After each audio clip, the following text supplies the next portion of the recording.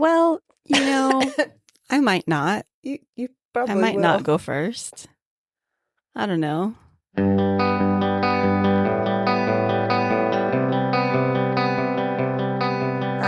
Hello.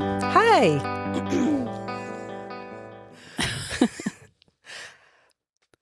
What's up? You're supposed to say, I'm Jess. Oh, Remember how we do this? It's been a we bit. don't do this. We've Yeah, done you're it supposed on to go, like 3 Hey, episodes. I'm Jess, and I go, I'm his. No, we And don't. this is our podcast. I think we did it like in the beginning. We should probably do We that did again. it for like 2 episodes in the beginning, and then I think a couple episodes We since should probably then. do that occasionally. I don't know. It doesn't matter. Welcome to Jess and His Make a Podcast. I'm Jess. I'm his. We made a podcast. And you're listening to it Thank you. right now. We appreciate you listening to us be weird. This is episode 8 of season 2. And yeah, Yeah. it's going to be a good one. I think I've got good I got high hopes for you. Well then. I got a good feeling about this. I have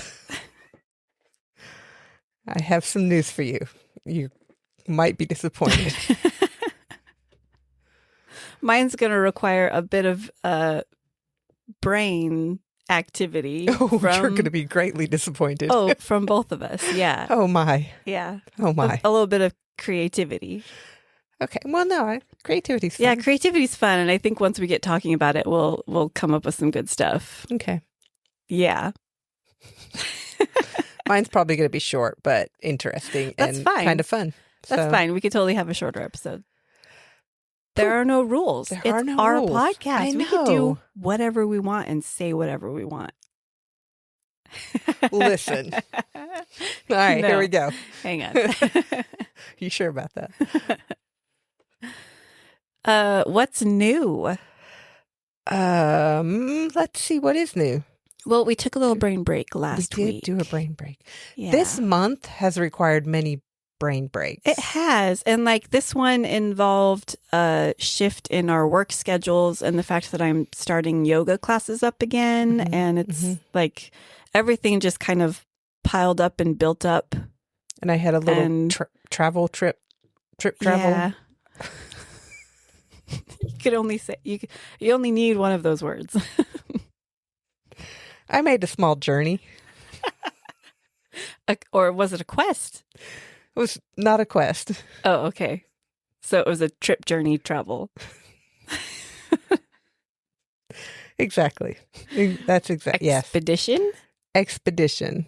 Yeah. No, because that kind of implies you're going out to discover something. Did you discover anything? I went to Prescott, which is a place I've never been to before. So okay. that was fun. You discovered Prescott. That's how it works, right? Yeah. I've never been there, hence I discovered it. Yep. There was a super cute little pub, tavern, eatery establishment that we went to. I can't remember what they call it. I think it's called a tavern. I think a they call it restaurant? No, they called it like it's based on an English pub. And it was super cute, and it was called the Bear and Dragon. And if you're in Prescott, I think you should definitely go there. When you came back and you were talking about it, because like you texted me about it while you were there, and you sent me pictures and stuff. So I knew about it, but you came back and you were talking about it, but you kept saying Bear and Dragon, and like you squished the words. It, And yeah. like, honestly, you didn't squish the words. You just talked at your normal speed. And I just kept hearing Baron, Dragon. Yep. So I'm like, why can't this, why is the dragon Baron? They can't lay eggs or whatever. I'm dragons very do. concerned about this Baron Dragon. Bear and Dragon. Dragon. Yes. And I'm going to look it up because it is owned by an author and I have forgotten their name. And it's a bookish little place. And they have bookshelves and they do Sunday tea. And it was super cute. And like when they brought you your check, it was tucked inside a book. And I was like, this Aw. is super cute. That's adorable. I know. I thought that was really brilliant. And fun. And the food was really good. And like, I don't drink, but they had a lot of really cool, all of their, like, almost all of their meals and drinks were literary theme. Like they had like a Charles Dickens drink and a Oscar Cool. Wilde drink and a Hemingway and like all these different drinks and all these different little meals that were like, they had, I'm just going to look at the menu because I don't remember it all. That sounds cool. Oh, they have different lattes. They have the Jane Austen, which is rose and lavender, and the Sasquatch, which is brown sugar and vanilla with cinnamon and nutmeg. And I should have gotten that. That sounds delicious. Yeah. I got their mountain mocha, which has cinnamon and nutmeg on it, and it was really good. Yum. I'm going to scroll down. They had Tolkien's breakfast, Steinbeck's breakfast, Bjorn's breakfast, Grandma's toast, the Queen Victoria, which is a British cream tea. This is their breakfast menu. Oh man, I just want to go back there again. They have the Samwise soup, which is potato soup. Yeah, just like I love it. But yeah, they just had a lot of really good food, and it's all like these literary type names and stuff, and it was really cool. And I'm gonna go find the name of the person, the author. Cool. Boop, boop, boop, boop, boop. Amanda Adams. I do not recognize the name. Well, I need to look her up because she has 2 fantasy novels, and I meant to do it.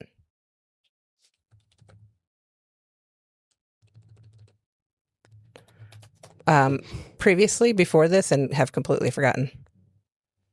Amanda Adams. Oh my gosh. What? She's an archaeologist too. She's living my dream. Whoa. That's cool. I looked her up on Amazon and I don't see anything. Wait, is this the same Except- person? This might be a different person. Huh.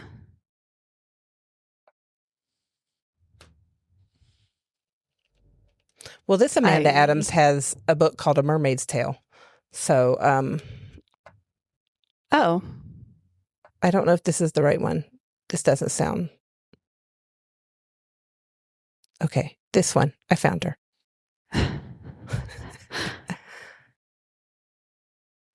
Merwith, the Mermaid Witch.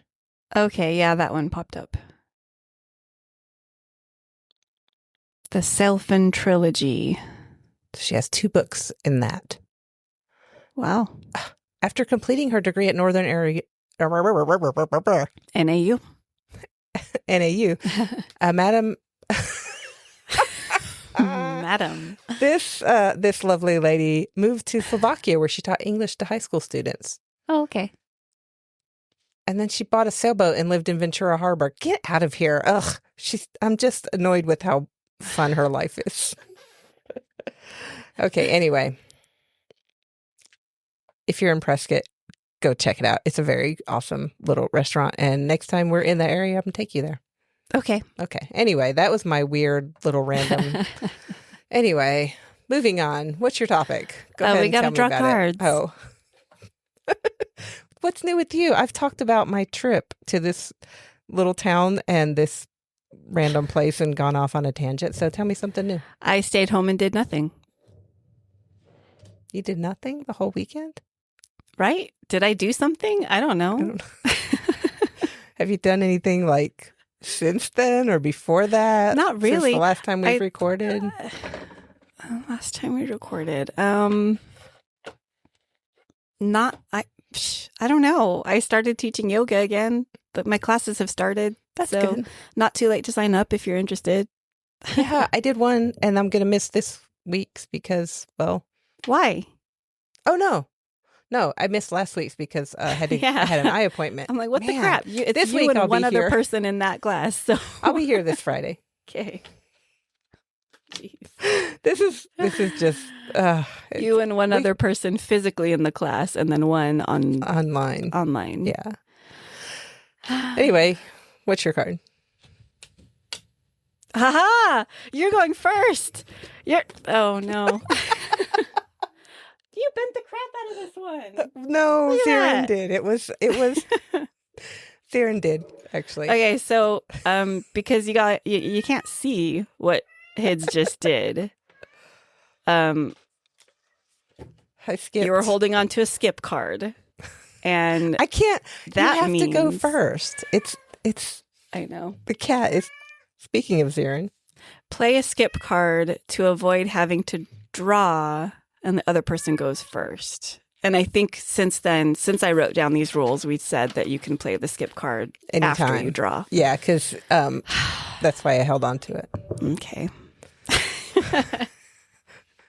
Well, It's cool. It's gonna be fun. the joke's on you because a lot of the talking I'm going to expect you to do Okay. for my topic because Okay. my topic, I drew the reoccurring punk card. Oh, cool. For a second, it looked like you didn't know what I was talking about, and I you're the didn't. one that wanted to put it back in the deck. So, I remember now because I had wait. done that. Hang on. No, I'm saving this. Yes, you're saving this. Jeez. I had done the punks, Like the punk punks. Uh-huh. And then I was like, man, there was a lot of information on a lot of different things. And I just kind of did a really quick overview of a bunch of different, like, not so well-known punk subcultures. And then I was like, this should go back in so that we can have more fun with it. Yeah. So it went back in, Mhm. and I drew it. And I was like trying to figure out which, because I wanted to do like more of a deeper dive into just like one or two of the punk genres. Mm-hmm, mm-hmm. But then I came across a Reddit thread that is titled, "Let's Make Up Some Punk Genres."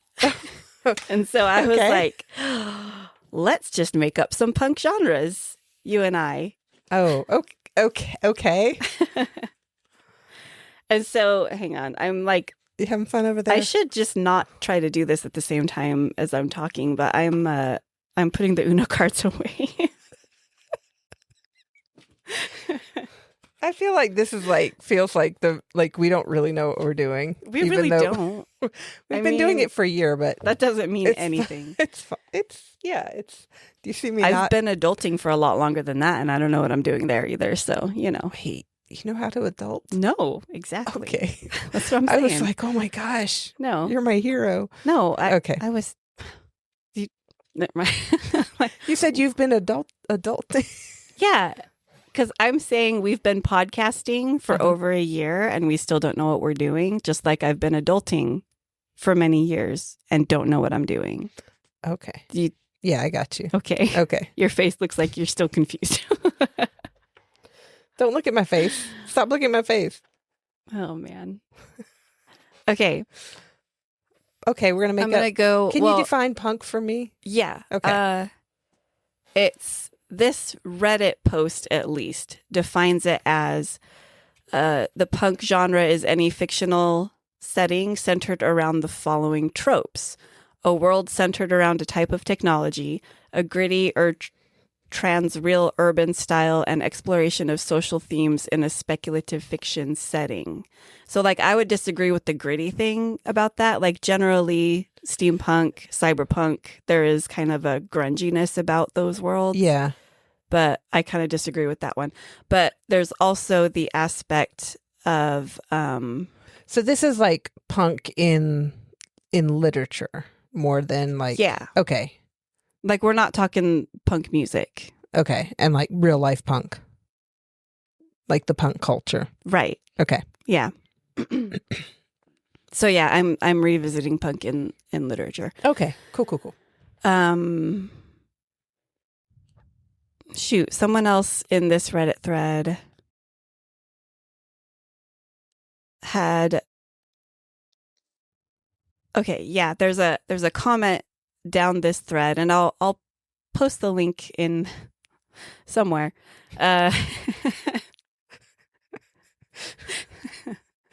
But But like OG punk genres like cyberpunk and steampunk and all of like the main ones that we have and that are the most popular grew out of punk rock concepts. There's the high-tech low-life concept that was originally neck-deep in the self-destructive rebellion against soulless corporate entities, paired with the transgressive joy of picking a fight you can't really win just so you can go out with the knowledge that, yeah, you went out, but you didn't go out easy. A lot of, blank punk forgets that and just seems to think that, blank punk is a suffix that means something is cool. If you don't have some aspect of that rebellion, then you kind of picked up on the wrong aspects. If you want to capture what made cyberpunk such a wild success, you really should be looking at the way it handles the dystopian elements.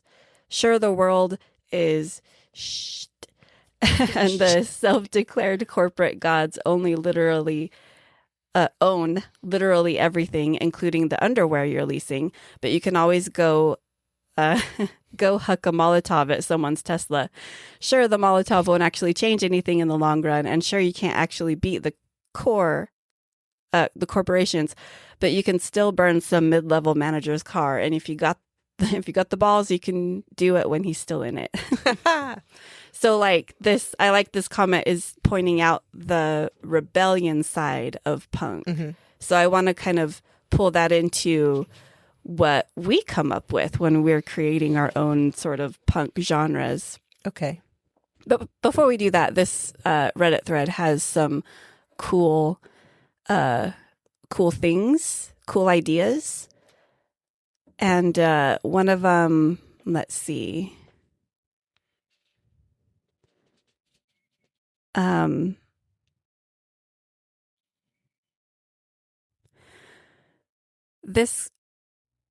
This comment says Tanatopunk.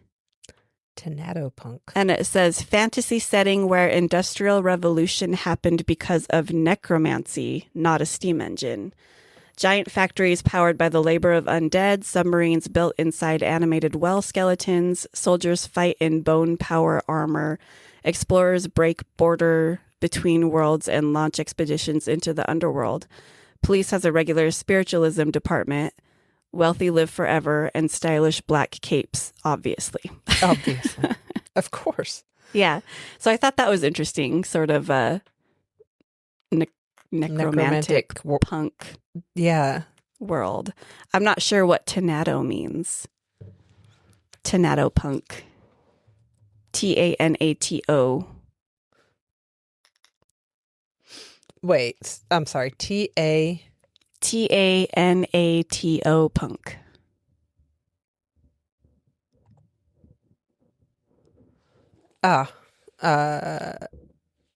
Primarily refers to the Greek personification of death. Oh, okay. Okay. So death punk. Yeah. That's cool. Okay. I thought that was an interesting one. Kind of a morbid world to live in, but definitely some interesting things to explore there. Yeah.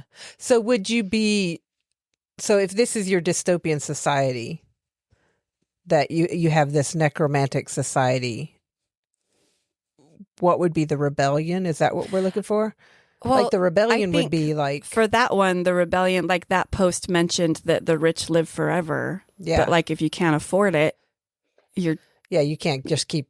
You can't become a lich. Yeah. A rich lich. She's a rich lich. Da-na-na-na-na. But yeah, I think the rebellion would kind of be make it available to the masses, I guess. Yeah, or find a way to like... I mean, like, just like short term... disrupting the necromantic factories and such, like whatever that magic is. That's like, I mean, because eventually you won't run out of debt if only the rich can afford to live forever. But yeah, I mean, eventually, I guess I don't know how that works, but because I'm not into necromancy. Yeah, not a thing I've ever really deep dived on. But so like. Okay, so if you're living in this world, disrupting the process would be like your ultimate goal. But on a small level, it could just be like, oh, you need this herb, and so you find a way to burn that field or something, so they don't have that herbs or something. I don't know. Yeah. I mean, that would be equivalent to burning the Tesla. Yeah. Another one that I thought was interesting is nuclear punk, but not just nuclear power. This commenter says, I'm thinking mainly nuclear quack medicine of the early 20th century, before we realized that radiation was, in fact, a bad thing and didn't have positive health benefits. But you'd have things like radioactive salts that quack doctors would prescribe ingesting for the health benefits. And the early pulp superhero, the Green Llama, actually gains his electrical powers off of regularly ingesting radioactive salts. The Green Llama? The Green Llama is what it says, Lama. Oh, okay. Not Llama. And you had things like Revigator to make your drinking water radioactive because of health benefits, I guess, and also putting radium in paint and cosmetics to make it glow, things like that. So this person says maybe a universe in which radioactive quack science was correct in some way, and that nuclear substances do give you health benefits for some reason. That's wild. Yeah, I don't know. I don't even... Which is crazy because I have a friend back in North Carolina, one of my bead ladies that used to come into the shop and everything. And she had she couldn't talk because as a child, she was given radium for a throat injury. Oh, man. And it destroyed her vocal cords. And she had her own little... not sign language. She had her own little sign language that her family knew because they didn't really learn sign language because she could get some words and stuff.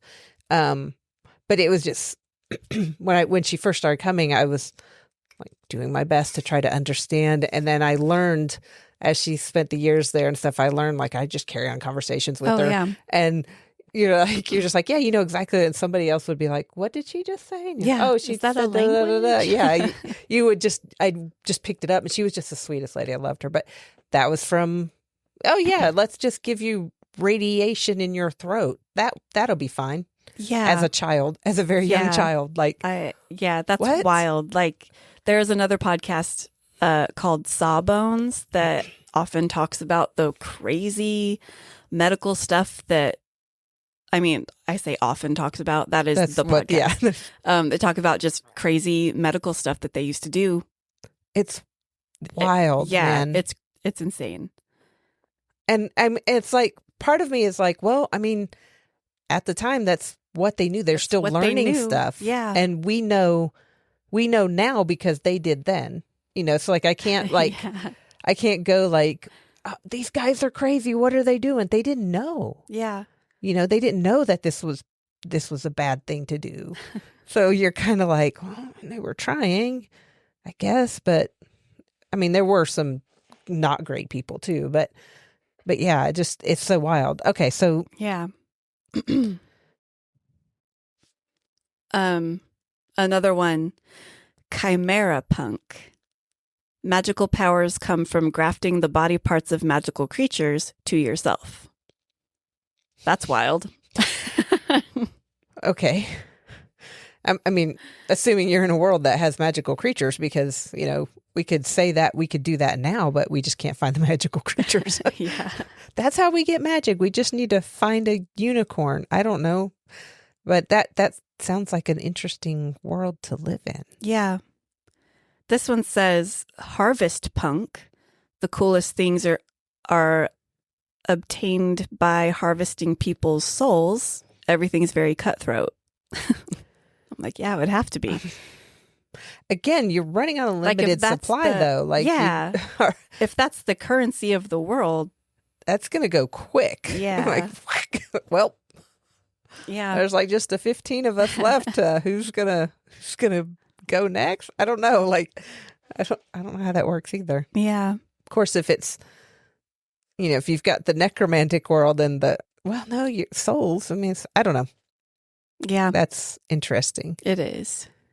I have another link that I'm going to click on real quick. So, okay. So we're looking at... So this one says, there's another Reddit post asking, like, how do people feel about inventing punk genres? And the original poster says, I like to think of punk genres as amplifying a certain technological, mythical, or cultural aspect of society to dominate the narrative themes. I wonder if it would be possible to invent a few of them wholesale and letting the writer interpret what the particular expressions would be should they try to write within the genre. It's a top-down approach. Their creations would ultimately help shape the genre, and very soon you have subgenres, and there's more than enough fun for everyone. And the things that this poster has come up with is necropunk, so similar to the other one, death, the afterlife, souls, ghosts, reanimation, reincarnation, stuff like that. Geopunk, caves, minerals, and jewels, worlds inside worlds, obviously influenced by dwarves and perhaps Minecraft even. Nice. And an interesting one is hypnopunk, sleep, dreams, or even illusions and mind control. And then they add crazy ones like floral punk, pharma punk, probably at least one example for each of these. My thought is merely the more the merrier. So like this person is basically asking all of Reddit to be like, let's come up with. Yeah. So like themes. Here's the world. This is the big thing. And then you write in that world and kind of develop it that way. I love doing that. Yeah. For sure. Okay. So I think I was looking at this the wrong way, but now I'm in. Because I was looking at, we're in this world. How do we go punk in this world? Well, no, these are just examples that people have come up with. And when you I want us to come up with stuff. I got you. I had it flipped in my head of what we were trying to do. Like you were going to give me a genre and I was going to be like, I could punk that, No. But then I'm like, wait a minute. I think I'm on the right page now. Pretty sure. Okay. Cool. I'm going to take a drink of my coffee. Okay. Another fun suggestion was dress punk. The plot and characters revolved around the LA fashion industry, designer label sabotage, and this is talking about a short story they wrote once. They used to wrote. A woman who used a self-made bodysuit that let her stitch together new clothes by hand. The suit had all these spools of thread attached by the joints to her sewing needle fingertips. So a lot like Edward Scissorhands. Yeah. Oh, that would be weird. Yeah. But like the tech of the world has been basically got its start in fashion. Okay. Yeah. I can't see. We need to write these down because we should write little short they're stories. in the Reddit thread. Okay, cool. They're not. What about yarn punk? I just looked over at my wall of yarn.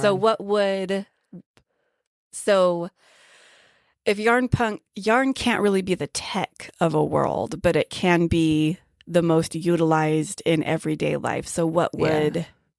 So like sheep and llama and alpaca farming would be your main things. Yeah. Because and cotton and wool and probably like Angora rabbits and stuff. Yeah. So if things created from yarn are everything would what be like dominates, super soft. Yeah. I mean, like you'd have a car wreck and it'd be like, you just squeaks. For some reason, the in a car, the horn is a squeaky toy. Apparently, but, I don't know. Like beep. Building off of that, and like not so much yarn, but like knitting and crochet, body armor made from crocheted metal, or knitted, knitted, yeah. I mean, just like everything is the fiber arts. I love that. Yeah, actually. Fiberpunk. Fiberpunk. Sounds like you're trying to say cyberpunk. Well, I do have a bit of a lisp, so, Yeah. you know. Fiberpunk, that's a good one. I like that. Yeah. We got to write that down. Excuse me, I'm going to write that down. Excuse me, I'm going to start coughing now. But yeah, everything kind of revolves around the textile industry. I like actually that. kind of love that. So what would be, now I want to ask, what would be the punk aspect of that? What would be the rebellious side I mean, of the that? rebellious would be like, I mean, I would imagine that if the entire world is fiber-based, you're going to have like your vegan punks who are like, stop raising these animals for their fur and that sort of thing, even though like you're not hurting the animal, you're shaving its fur off once a year, which needs to be done anyway for which needs healthy to happen. skin. So, you know, that would be a thing where you would have that kind of rebellion, people like, you know, opening the gates, run free, alpacas. Yeah. Well, we have that today. Right. Yeah. But that's something like it would become a major thing and disrupting the supply chains and stuff. What would be the big bad overseer sort of? Would it be corporations? Would it be government? It would be the Fiber Guild. The Fiber Guild. Yeah. Okay. They pull all the strings. I tried so hard to get that out without. Oh my gosh. Yes. And oh my gosh, no. The rebellious thing, their slogan their slogan would be, I got no strings. Oh, I got no strings on me. Oh, I love this. Pinocchio becomes the face of the rebellion. I'm writing this down. Yeah. Break free from your fiber chains. Got no strings on me. Oh my gosh. Yeah, I kind of love this. Yeah, Can we that's write sort this? of introducing a puppet element into this world. So what about like marionette punk? Ooh, I like that. Marionette. Okay, no, I do like marionettes. I don't like the other thing. Ventriloquist dolls? I just held my... So yeah, I just like held my hand up and made the little mouth. Yeah. I don't like ventriloquist dolls. Oh my gosh, what about ventriloquist punk? Yeah, ventriloquist. Ventriloquist. I don't know. I'm not even going to write that down. Yeah. That would be weird, where everything's about throwing your voice and puppets. Oh, yeah. No, I don't like it. I'm not even writing that down. I'm going to have nightmares about that tonight. Okay. I'm loving the cyberpunk vibe. Yeah. And I think we need to write. I'm going to put that in our Discord in the Wordsmith channel and make it a writing challenge. Okay. We have a Discord server. And oh, yeah, we have a Discord server. And it's great. It's great. You should join us. You can find the link on our Patreon at patreon.com/Jess and Hids. Thank you for that ad break while I took a drink. I wrote down, I have 4 other things that I just kind of jotted down. I only wrote the names down, and I didn't really expand on it because I want us to do it. So I have jewel punk. Okay. Like faceted gemstones. Yes. So if jewel punk were a punk genre, what would those stories look like? And what immediately came to mind is like jewels that power machinery. Yeah.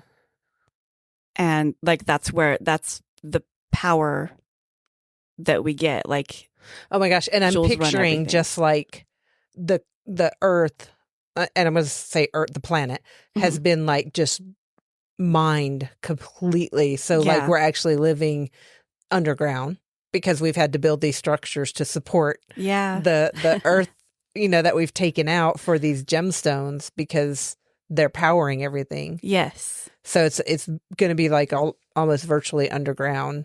Yeah. And just cave systems and tunnels, and like you live in the mines now. You don't only work in the mines now, you live there. Yeah. Ooh. And jewels would like dominate the fashion industry.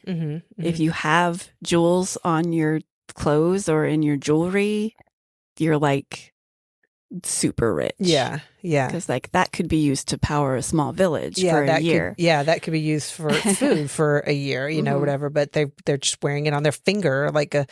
I'm gonna go steal that so I can feed my village. Yeah. So I think the rebellion there would obviously be the actual people doing the labor in the mines. Yeah, for sure. And they're laboring to get these jewels, but they rarely see the benefits of having the jewels. Because like other than basic power, which they would have. Oh my gosh, and like by crazy security for the miners, like as they come out. Oh yeah, like they get searched and all that. Yeah, because they can't take it out with them or whatever. Yeah, maybe they even have to mine in like they have to come to work and there are locker rooms and stuff. You have to like strip down and only wear like a bodysuit or something. Yeah, bodysuit. Yeah. Like it's can't go like it's naked. Not like you can't go naked in the mine. This isn't like a drug sorting facility where you like the cartels make you do stuff naked or in your underwear. But then you get the search on the way out too. Yeah. Man, this would not be a good place. It would not. Then you'd have like all the rich people just with jewels all over the place. And this story could revolve around, let's make it YA. Let's make it revolve around a young person who maybe just started working in the mines and has no idea how the rich people live. They just know that mines are their only way of life that they know. And then through some course of events, they get a glimpse of how the rich live. And they rich get real live mad on the surface. Yeah. The rich live on the surface in the sunlight. Yeah, they're the only ones that can afford mountains and birds and all of these things. Yeah. I'm loving this. Yeah. Jewel punk. This is okay. I've made these notes. I love that. Yeah. And anyway, this person sees how the rich live and is like, well, this is stupid. Why can't we go to the surface? Why do we have to spend our lives down in these mines? Yeah. Yeah. I love that. Yeah. Okay, end of podcast. Got to go do some writing now. I have three other ones. Okay. Sorry. The second one I wrote down is music punk. Music punk. Yeah. Okay. So interesting. What I had in mind when I thought about this, I did think about like your typical D&D bard who kind of uses music to fuel their magic. But what if music can be used to actually power something? It's like our electricity, except in order to generate power, you have to like hum or play some music, or like that's what's powering your machinery. So it's like it's similar tech that we have right now, but instead of electricity, it's sound waves or music. Okay.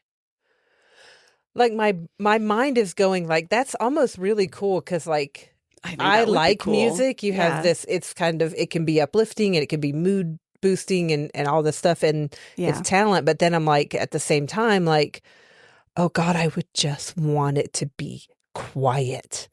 Just silence. Like, right? I mean, if you're like in your house and you're like, well, watch some TV or, or just turn the lights on or something, you got to have this constant music happening all over the world, then you are going to just be like, oh my God, I just want it to be quiet. I think because I'm never going to tell somebody to stop playing music in this country. Sure. Well, yeah. So let's make this Pixar movie vibes where, similar to Monsters, Inc., the music that is being used to power the world, let's just say it's country. Oh. And you've got people who are like, stop it. Please, God, stop. I'm going to play anything else. No more. But no, maybe everybody's being told that it has to be, what I like is noise, sound has to be used and everybody's being told that it has to just be loud, and that's it. But there are small groups of rebels who figure out that it doesn't have to be loud. It can just be a simple melody. And so that kind of introduces music to the world as an alternative way of powering instead of just sound. So would that... So would the world be sound punk, and then the music is the rebellion against the noise, or noise punk? Yeah. Like that? Maybe. Yeah. Okay. There's a lot of different options to go that way. Yeah. Like you could have like, it's music. And because I'm thinking like, if it's just music, everybody's playing different, creating different music, it's going to be noise. Yeah. So then if there's the shift to, we don't like the noise, only one kind of music will do it, like the Monsters Inc. vibe, where it's the scared. Yeah. Then you have that shift, and then it's like, some people are like, but I really liked the music I was making, Yeah. to where it doesn't have to be the noise of it, like or loud maybe, or sound, loud, crazy, whatever. Like maybe, okay, shifting to a different version of what music punk could be. Like maybe there is a quiet way to power a device in this world where music powers things. Like maybe the music is being played at a power plant and that's it. And that's powering, everything in the area.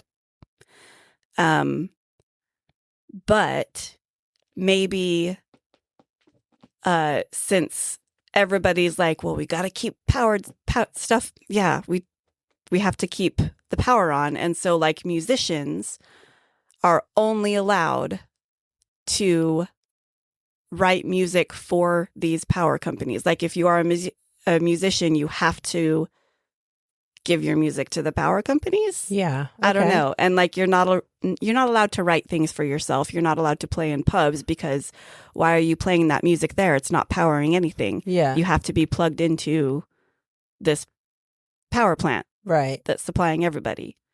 And so the rebellion is playing music for yourself. I like it. Yeah. I like and I can see if music powers everything, there's going to be a big bad corporation that says all music has to power everything. Yeah, you can't just play music. You can't just play music. So if you're humming, the hum police come and fine you. Right. And so, yeah. So like music is not allowed unless you are feeding. Yeah. And maybe there's like a remote way to feed these power stations or something that like if you play music in your home, you have to, Yeah, you have to flip the switch to play music and stuff. If you're caught not feeding the grid, then you could be fined or imprisoned or whatever. Yeah. So it's not like it's impossible to have music outside of this power plant or whatever, but like there are severe consequences for it. Yeah, if you're not plugged in. Yeah. That's kind of creepy. Yeah. I don't know. There's yeah. Yeah. I'm thinking like different little things keep popping up in my head and I'm like, oh, but then you could just do this. And then I'm like, oh, but then you could. So I'm like, yeah. That's an interesting one. It's not a very strong one, but maybe one worth building on. Maybe. Yeah. I don't know. It would be interesting to see what people came up with for that. Yeah. Like kind of. Yeah. Yeah. Potion punk. Potion punk. Yeah. Okay. So in a world where magic also exists, but we also have technology, and that tech is sort of powered by potions or revolves around potions. Okay.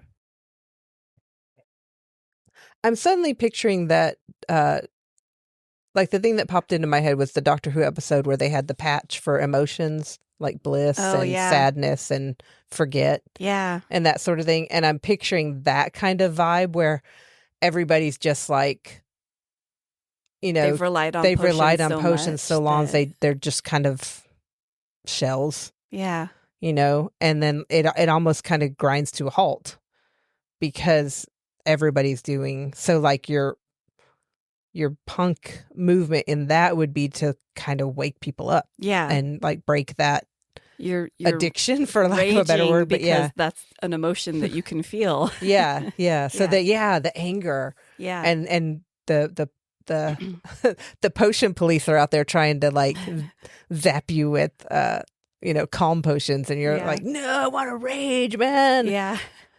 I actually do like that. That is cool. Potion punk. The last one I wrote down is ghost punk. I have absolutely no thoughts on that. The word just popped into my head and I was like, ghost punk. Punk.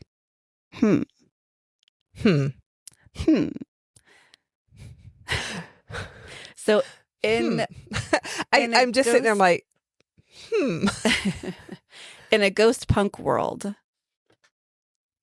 and I don't know how ghosts would necessarily power anything, but maybe it's more of a societal thing. It's not what provides power or tech. It's just what we revere.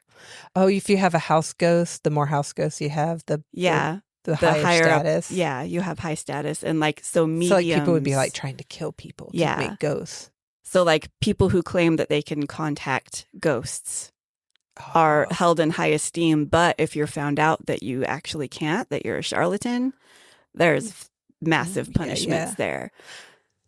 I like that. My brain immediately went to the ink campaign that I'm running. Oh. And so that's the world of just, it's the spirits. And then they're like, we're sick of being down here. And they, find a way to break out somehow. Okay, so ghost punk for the ghosts could just be, I don't want to be a ghost anymore. Yeah. Yeah. I want to either like come back to life or resolve my burden and move on and stop being a ghost. Stop haunting. I don't want to haunt no more. I'm done. Nope. You've got 600 more years of haunting. No. You didn't haunt correctly, so now you're going to get 10 more years added on. Like, dang it. Go shake some chains. I guess. Depressed ghost. Yeah. I'm going to go knock a cup off a table. Wait. I'll make the cup float. That's something different from last week. Oh, man.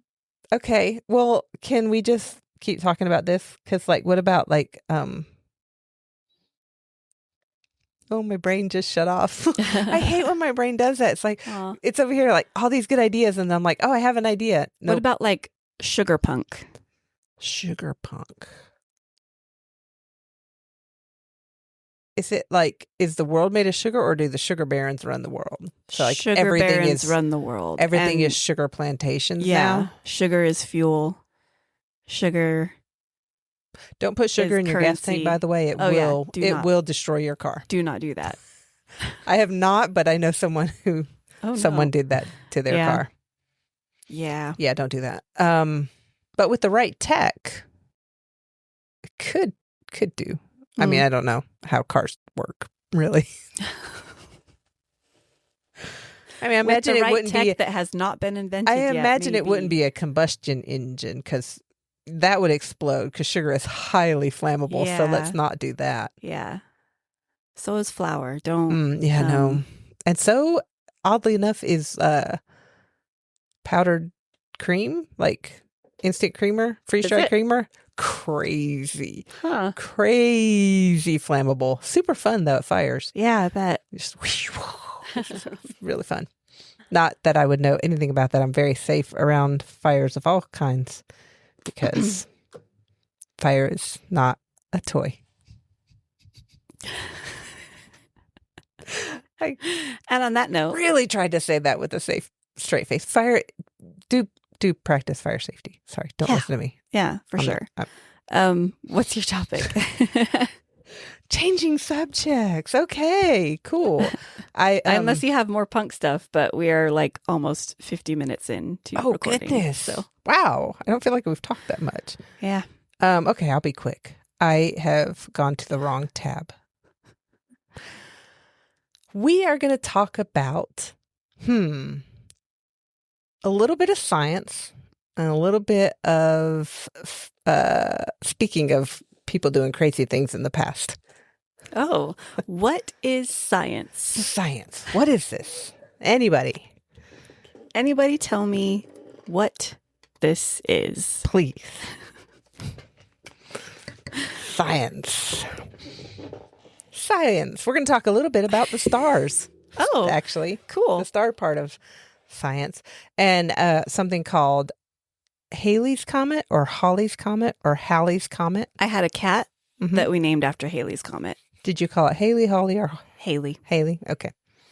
Fun fact. No one really knows how his name was pronounced. He wrote it 6 different ways, and it was pronounced multiple times. That is hilarious. Right? I didn't know that. He wrote it 6 different ways and pronounced it He's like, 6 different ways. I don't know who I am. That looks right. I found this comet thing in the sky, which I didn't find it, but what I did figure out was this, and I'm going to tell you briefly, and then we're going to talk about... I still have no idea what you're talking about.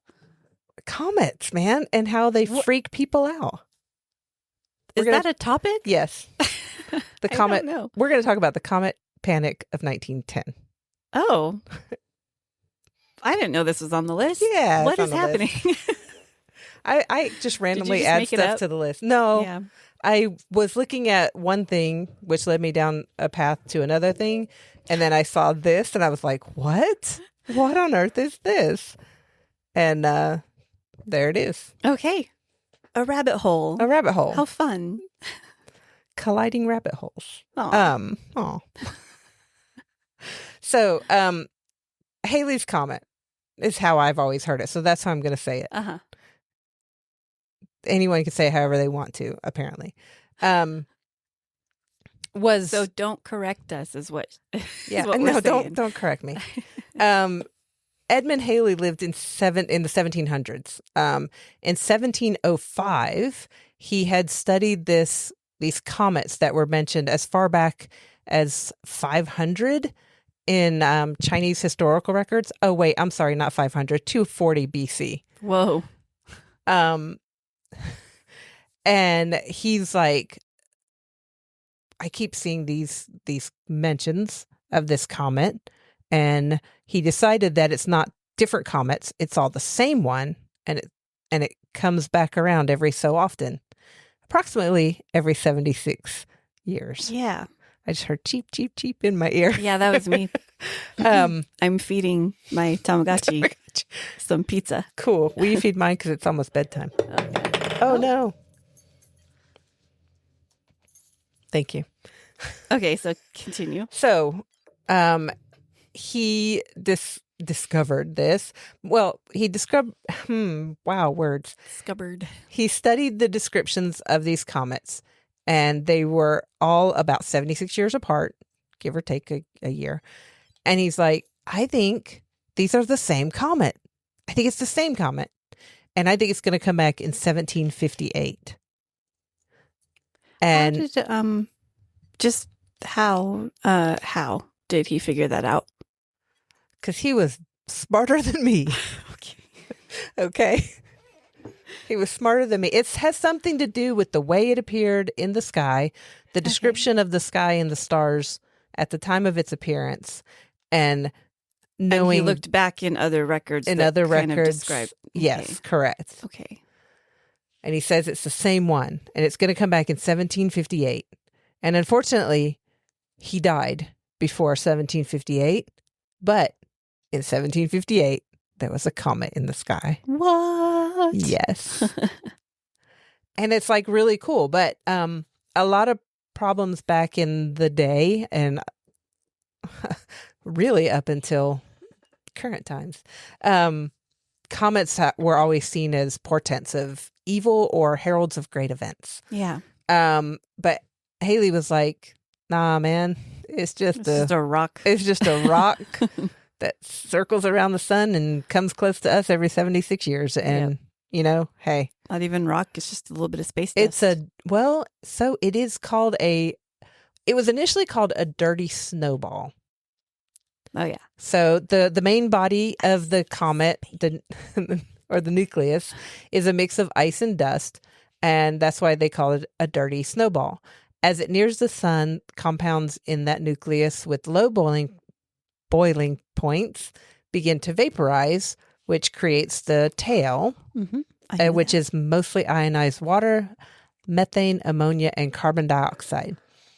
More recently, astronomers have discovered that 90% of Halley's surface is coated in a layer of dark dust that retains heat. So they now call it a snowy dirt ball. Okay. Yeah, which I thought was kind of cute. That's funny.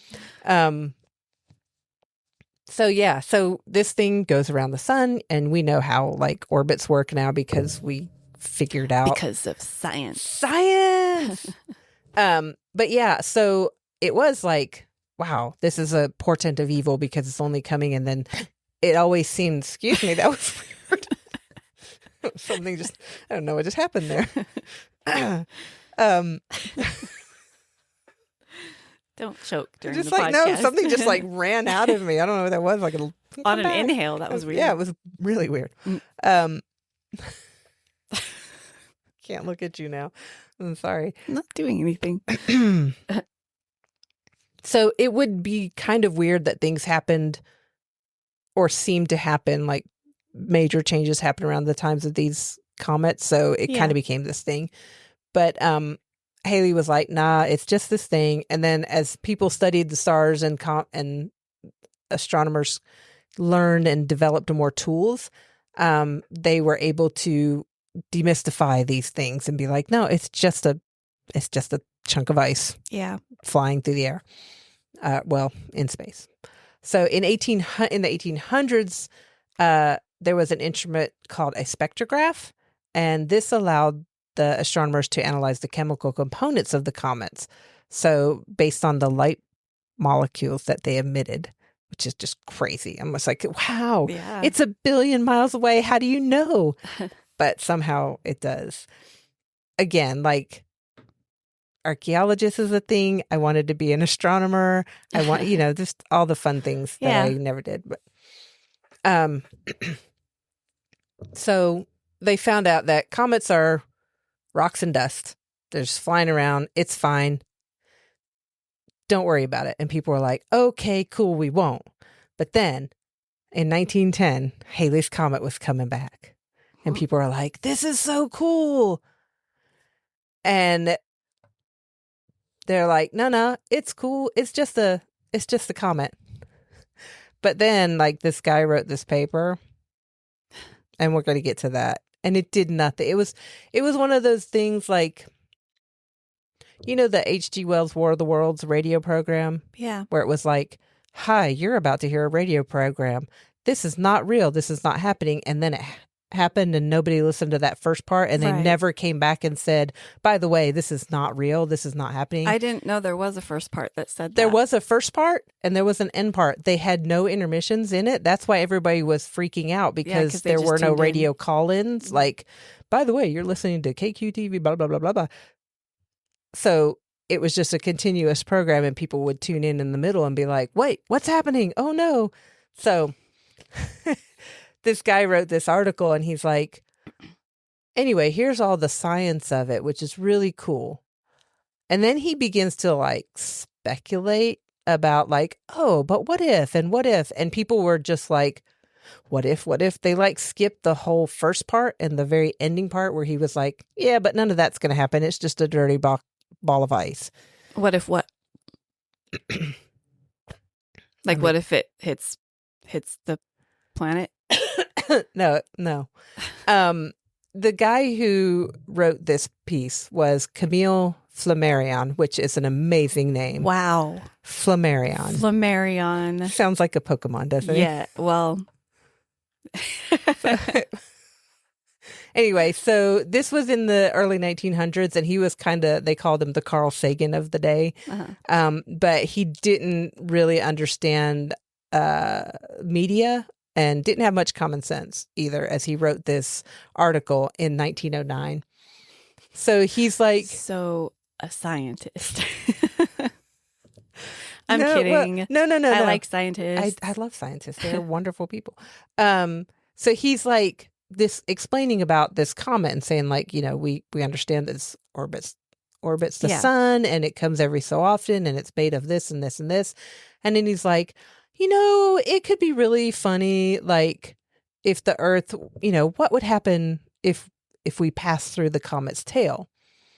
And then he was like, before he says this, he's like, so the tail is very sparse and the Earth's passage through it would be nothing. Nothing would happen. Well, and also the Earth would have to break orbit in order to do that. Yeah, and So, it would have like, to, the comet would have to break orbit in order to do that. So then he's like, anyway, so here I'm going to speculate insanely wild. He says, perhaps, he writes, the hydrogen in the comet's tail will combine with the oxygen in our atmosphere and strip out every molecule we need to breathe, leaving us choking to death. He offers no plausible mechanism for this reaction. He just throws the idea out there. Similarly, he says there's carbonic acid in the tail that would sear our lungs or cause reactions that could trigger a, quote, diminution of nitrogen and an excess of oxygen and extinguish the human race in a paroxysm of joy and delirium, probably delighted at their fate. So you pick up the paper. Here's an article about this comet guy. The comet, we're going to pass through the tail of the comet. It's going to eat all of our oxygen and we're all going to die burning to death. What? Or apparently, Or we're going to all die happy. really happy. Okay, cool. Yeah. So he writes this whole article and then he's like, no matter what perils lay ahead, the tail will be, like you're on a train at full speed and you pass through the fog and whoop, you're done. It's no problem. But of course, people only latched on to the sensationalism because that's what humans do. Yeah. They go, facts, ha ha, be gone with your facts. I want the craziness. What if this happened? What if this? What if this? What if this? Yeah. So people freaked out. Yeah. Another French astronomer also speculated, no supporting evidence, but he said the tail might produce a barrage of X-rays and cause all the water vapor in the atmosphere to condense at once, triggering the biggest flood since Noah. Sure. Yeah. Anyway. It sounded like you said Nella. Noah. Yeah. Noah. Anyway, so the comet is projected to come, I think, February of 1910. Some teams of astronomers at the Yerkes Observatory in Wisconsin they've been watching the telescope. They've had their telescopes trained on the comet, and they're like, oh, wow, using the spectrograph, there's cyanogen gas in the tail. Which is, cyanogen is related to cyanide, and it has a pungent almond odor and kills by preventing cells from utilizing oxygen.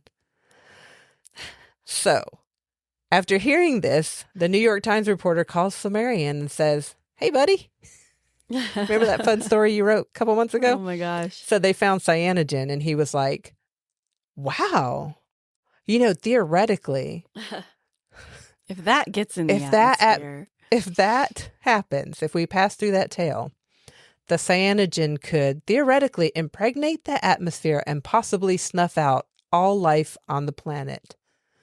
Other astronomers were like, no, that's not going to happen. But no one paid attention, of course, because sensationalism. So the New York Times headline was, Comet's Poisonous Tail. Dun, dun, dun. This just in. Halley's Comet's Poisonous Tail is full of cyanogen. You've been listening to Box of Oddities. I just love that old 1920s, like, burr, burr, burr, burr, burr. So again, newspapers ran with this story and people were like, oh no. So people start to panic. I'm going to just run through a few things that happened. Okay. Farmers in Germany decided not to plant crops that spring, saying we're going to die before anything could ripen and harvest. Wow. Creditors began defaulting on bank loans, deciding to live it up while they had time. Wow. So, like, I'm not paying my bills. What are you going to do? Come after my oxygen deprived body. Snake oil salesman peddled Comet pills as an antidote to the celestial toxins. Bartenders also said, if you got enough scotch or whiskey in your bloodstream, the cyanogen can't touch you. Wow. I'm like, wow. Okay. A broker in That's Los one for Angeles. Sawbones. I know, right? A broker in Los Angeles began selling Comet insurance, offering $500 cash to families of anyone killed by Halley's passage.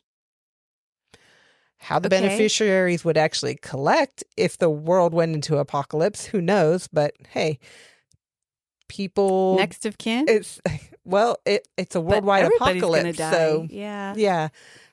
it says at least 50 customers paid $0.25 a week for the coverage. Oh my goodness. In Washington, D.C., the agents charge $1 a week. Wow. Yeah. Oh boy. Yeah, but people were peddling snake, like what? Comet Punk. Oh my gosh. Comet Punk. I love it. Yeah. I love it. I love it. So yeah, people are like, oh, take these pills. Oh, gas mask sales were going out the door. Yeah. But people were scared. Yeah. There were suicide deaths attributed to the panic. People lowered themselves into wells, sealed off their homes, covered Bunkers. Yeah, papered over the keyholes, and some took refuge in caves, and it was crazy. And I'm going to read this. Boop,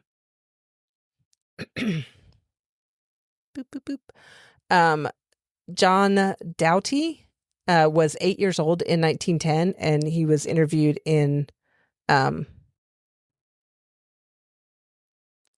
76 years later as the new comet was coming. He remembers that his mother began crying and yelling when she first spotted Halley's comet. She fell to her knees and waved her arms up and down in prayer. She was certain the comet was a sign from God, a cyclone that would burn a hole through the earth. John says he was scared to death by his mother's reaction, but braved a look at the celestial intruder. It was extremely bright and to his young eyes appeared to be the size of the moon, hovering 50 yards above the earth with a 100-yard tail. John remembers his mother telling him and his siblings to clean up and put on their Sunday clothes. Oh. She didn't know whether we were going to hell or heaven, but she wanted to make sure we were clean when we got there.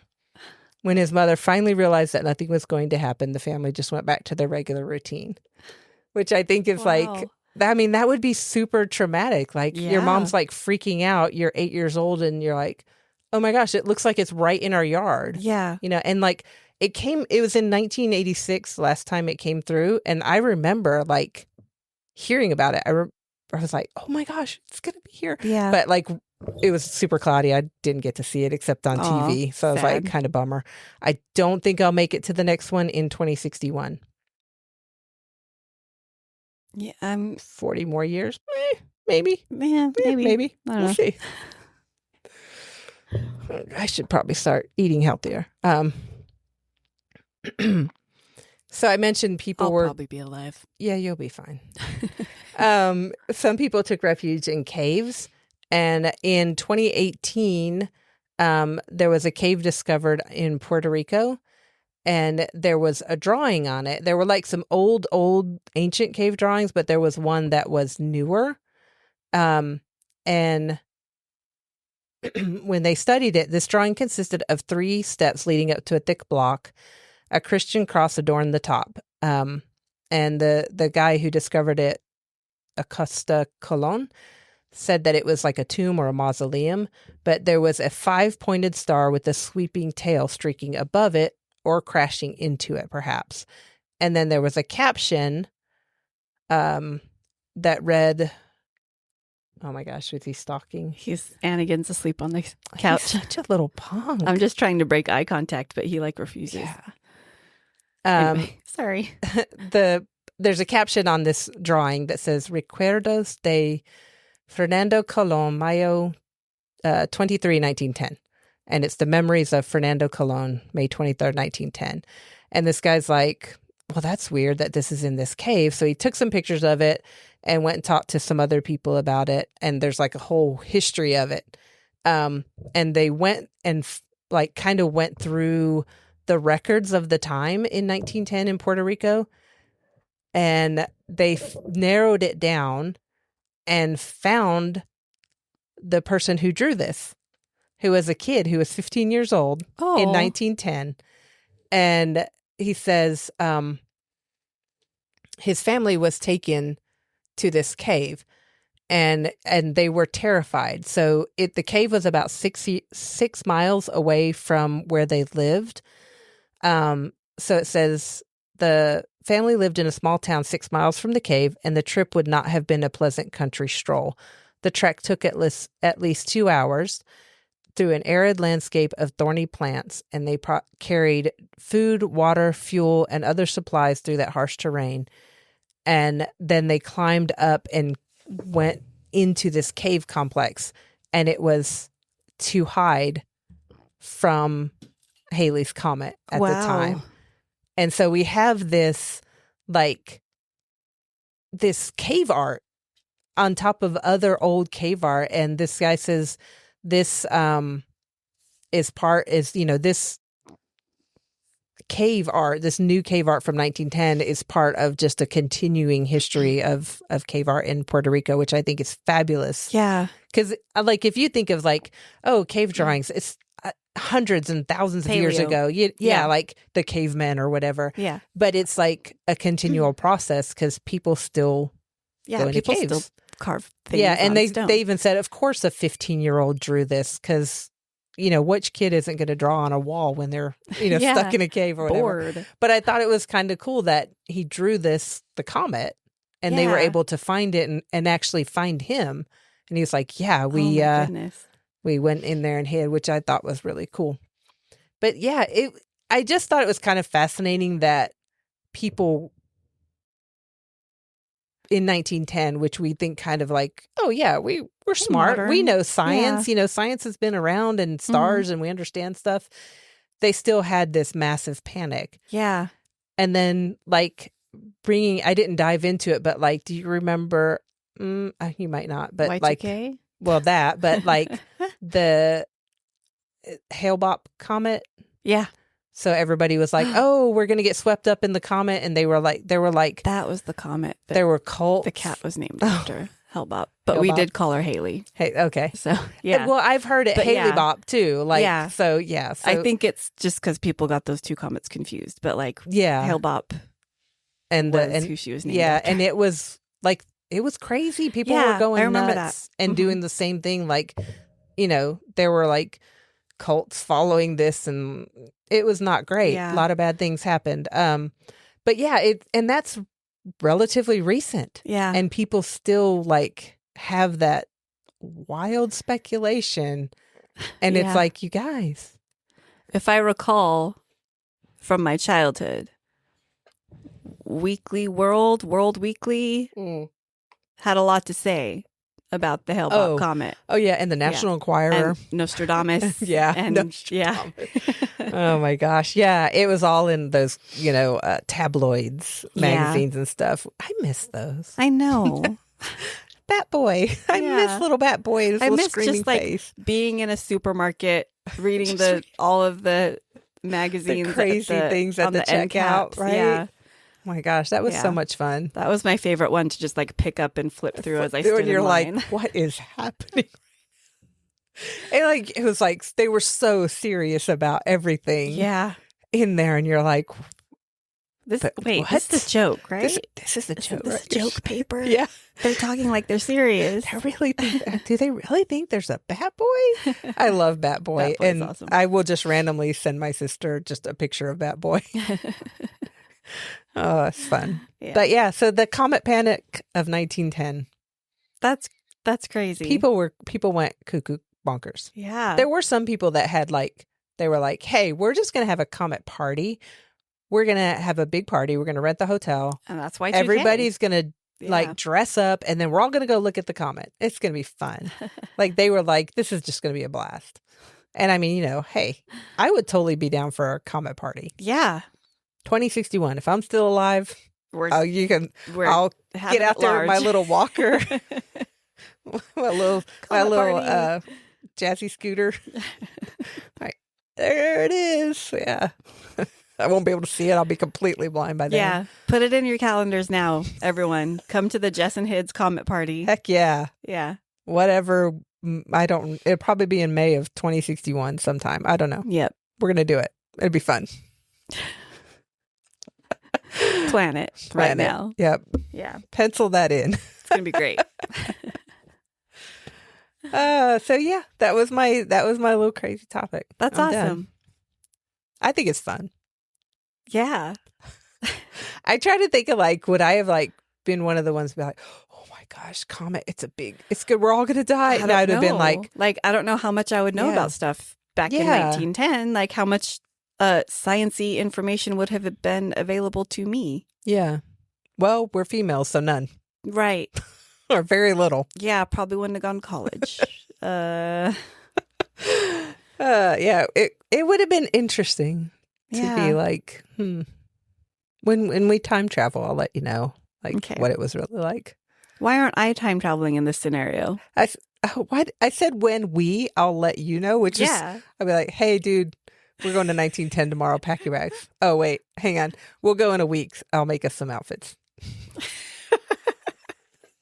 We're going to cosplay. Back in the 1910s. Yep. I got to look and see what women's fashion in 1910. That was well before the flapper era. So, Oh, I mean, it wasn't terrible. It was mostly kind of just straight dresses. Oh, okay. I would have been one of those weird ladies that wore pants, though. Yeah. People would have been like, ugh, what are you? I'm like, I'm comfortable. That's what I am. Comfy. Yeah. Yeah. Anyway, Comet Punk. Comet Punk. I like it. Yeah. Yeah. So do we live on the comet? No. Okay, it's just Comet Punk is Comet Panic. But like maybe there is an actual threat with this comet. And maybe it only comes once every 1,000 years and just kind of like resets everything. It's that's Adventure Time. Yeah. It's the reset comet. But well, like maybe I was thinking like, what if it comes every 25 years? So like, well, no, it needs to be kind of. Not if it actually resets human life. It can't be 25 years. No. Yeah, it would That's have not to be enough time. What, like 50 years. I mean, 76 years. So one family. Well, I mean, Maybe okay. I don't know. If it's every 1,000 years, people are going to be like, yeah, that never happened, whatever. Well, yeah. And not going to believe it. I know. But you have people that do believe. And so you have this Comet Panic and all these things.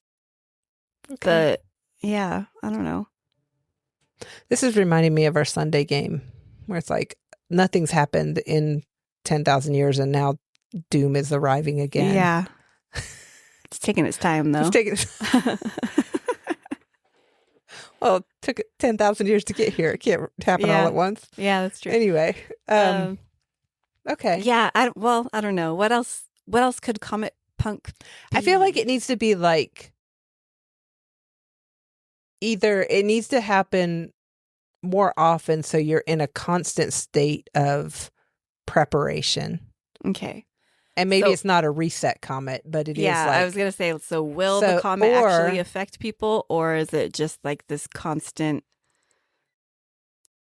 panic? Like, what if there's this constant like, oh, it's getting closer this year. This time it's going to be really close. We might... But then it's like, oh, okay, we're not. Okay, we're good. Okay, we're good. But next year it's going to be closer. Next year it's going to be closer. Yeah. Like this could be the one. The next time it comes through. It could be like that state of never knowing. Or it comes just far enough apart that people start to forget. Yeah. Which I'm going to say is right around 60 to 70 years. Um, that's in the past. It didn't happen. So yeah, I'm thinking, yeah, it's right around where people are like, nah, that didn't happen. Or, well, a few people blew it out of proportion. And then like the people who lived it, most of them have passed on. So you don't have those firsthand accounts anymore. Yeah. So yeah, I mean, like 70 to 80 years could be the kicker of it. Uh-huh. Where you were just a kid. So, oh, yeah, it was just all blown out of proportion. Or you were an adult and you're not alive anymore. Yeah. So your firsthand account is Oh, man. non-believed. Uh-huh. Non-believed? Wow. Wow. Okay. I can't make the words. It's bad. Non-believed. Non-belief. I non-believe you. Oh, man. Okay. Well, now I'm just going to spend the rest of the night writing down different punk things. Cool. And yeah, I'm cool. I think I'm gonna pick one and throw a little writing challenge out to our Discord servers. Yeah. In our wordsmithing channel, which is a patron only channel. Yeah.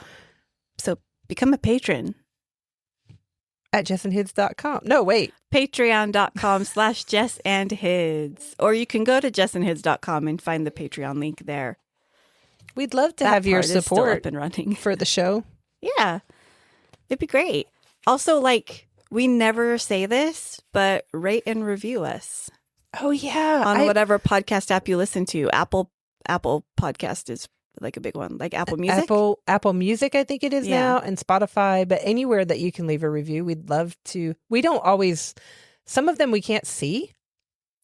Yeah, I mean, most of them we can't, and we can't. Like, we don't get notified or anything when somebody reviews us, but it helps get us noticed for sure. Yeah.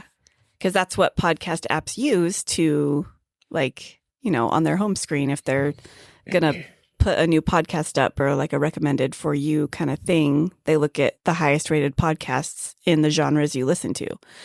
So, yeah, leave us a review. Yeah. Leave us a rating. We'd appreciate it. Yeah. Tell your friends. For sure. Tell a random stranger on the street. Yeah. That'd be great. That'd be great. Because we like doing this and we'd like to do it more better. I'm done. Words are done. My brain is clicking off. Let's draw some cards. Unbelievable. You non-believed me? Okay. Yeah. I'm going to set the cards out. Do you want to? We just say jessandhids.com for all the links. The best place to go is our Patreon page and follow us for free. Because you'll also see our schedule, like our weekly schedule that I post that I realized I did not post yesterday, which I should have done. But anyway, that has the Discord link on it, and it has a bunch of fun stuff that we do. We do all kinds of fun stuff. Yeah. Follow us on Patreon. You can follow us for free. That's probably the best way to stay up to date on all things Jess and Hids. And also you can join our Discord server from there. Yeah. And our Discord server is fun. My warm ember. Oof. You sprung that on me. Yeah. Okay. No, I have a warm ember. My warm ember is that delicious food that we made last night. Oh, it was good. It was so good. Yeah. We made some food yesterday. It was a rice bowl. Mm-hmm. It was just rice and veggies. And your peanut sauce was really good. The peanut sauce was pretty good. Also, it was just like a warm ember because I cooked and I don't do that. Yeah. So it was good. It was a good moment for me. Yeah. I cooked and it was good. So yeah. Yay. I should cook more often. Yeah. Yeah. What's your warm ember?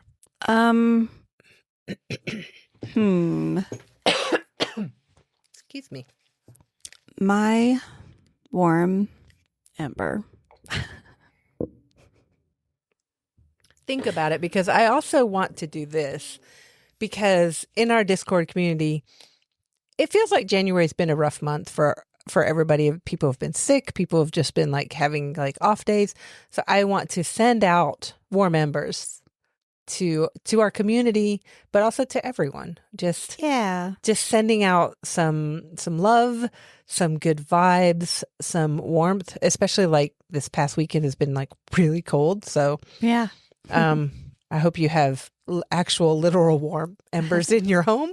But yeah, just like live embers. No, like in a fireplace or or your heater, whatever your heat source is. I hope it's working well. Oven. But yeah, I just wanted to send some love out to our community because it just seems like everybody's been kind of like meh.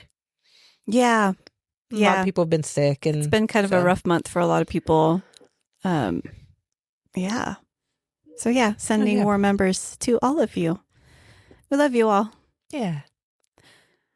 My warm member is gonna be my cousin who reached out to me last week and said he started listening to the podcast. And this is someone who we might actually have on the podcast someday because he is a psychology professor at NAU, which you mentioned earlier in your topic. I thought that sounded familiar. Yeah, Northern Arizona University. It's based in Flagstaff. But he is a psychology professor, and he has started his own research. Like he's finally reached the point in his career that he can actually get grants to study what he wants to study and research what he wants to research. He didn't say anything about grants, though, so that might be wrong. That's how I picture academia working. Like, I don't know. I don't know how it works. I dropped out of community college, so, you know. Oh, hey, same. High five.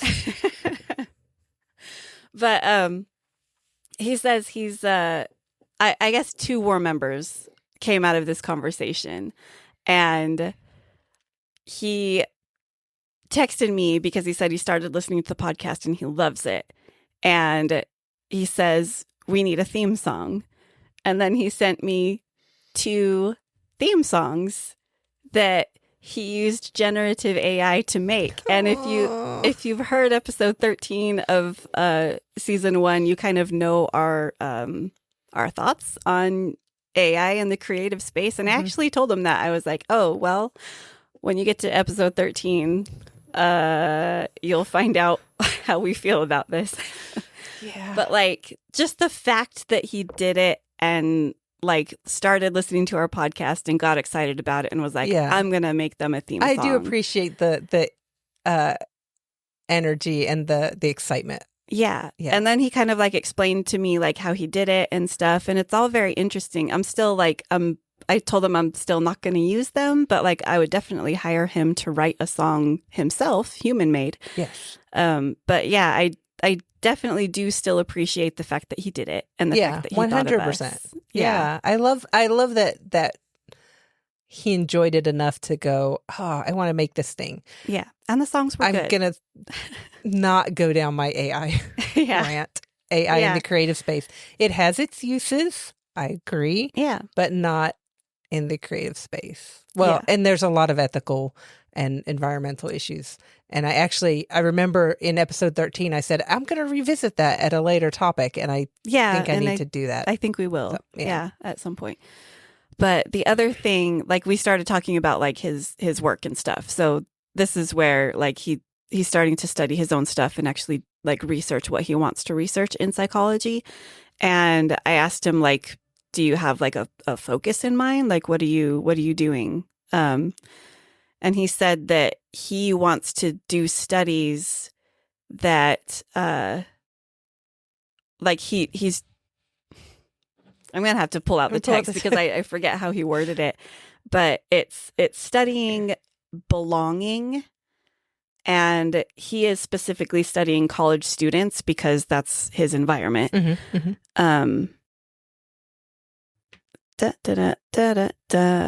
me find the text. I remember you talking about this and I thought it was fascinating and I wanted to learn more about it. But I don't remember the word like you. I'm like, I don't want to say the wrong thing of what he was saying. He says he's looking at influences on student belonging during their first year at college. One of the coolest things we've learned so far is the power of nature on belonging. Many of our students cite the nature around them as a source of belonging on campus. And I just thought that was really cool. That is very cool. And like, if we've talked about Flagstaff here before, it's a very like nature vibe. Like you're in the pines, you're like, they have a lot of nature around college campus, and maybe not a whole lot of college campuses have that. But I love that nature is something that can help somebody feel like they belong. Mm-hmm. And like, if you think about it, like people have houseplants. Yeah. People find ways to bring nature into their home. And even like people like me who can't keep plants alive, I still like having nature imagery in my home. And so like, well, I mean, a lot of like the YouTube channels that are just like you put something on and it's like birds or just greenery or rain sounds or something. So I think like nature is so important. Yeah. And just like having green spaces in cities and stuff is so important. And like it really does like the correlation between nature and belonging, I think, is really an important thing to study. So I'm happy for my cousin that he's doing this. Yeah, I would love to have him on to talk about that, or just about, I mean, we have a lot of psychology like topics, parallel topics, like different different thoughts and stuff, and the brain is fascinating in the way we think about things. So So I told him you could totally be our resident psychologist, and he was like, "Yes, I like that." I love that. Yeah, that's cool. That's a warm member. Hi, Jason. I don't know if you're going to listen to this episode or if you've started from the beginning, but yeah. Well, eventually you'll have, because you have to start from the beginning. That's the way it works. Can't like eat the middle of a hamburger. I don't know where I was going. Okay. Anyway, you can eat the other end of the hamburger though and go from the other side because it's a circle. Yeah. It's all the beginning and the middle is the end. I need to go away now because I've lost my brain cell. Okay. I don't have, someone took the brain cell. I'm an orange cat. Yeah. Oh, that's another topic I want to add. Gordy has the brain cell. Yeah. That can go under the folklore topic, is like specifically revolving around colors of cats in folklore. Oh. And what they mean. Yeah. All cats are either black or orange. That was suggested by my dad. I love that. Yeah. Yep. Put it on the list so I can make a card for it. Okay. Well, it's going to be the folklore card. Oh, okay. Oh, right. We've had this conversation. I got the brain cell back 2 minutes ago when I just said it. Yeah. Okay. Yeah. We have drawn our cards. We have had our warm embers. And we are going to say goodnight and thank you. So, thank you for listening. Give us a rating. Give us a review. Share us with your friends. Yeah. And come back next week for another episode. Yeah. We'll talk to you next week. Bye. Bye.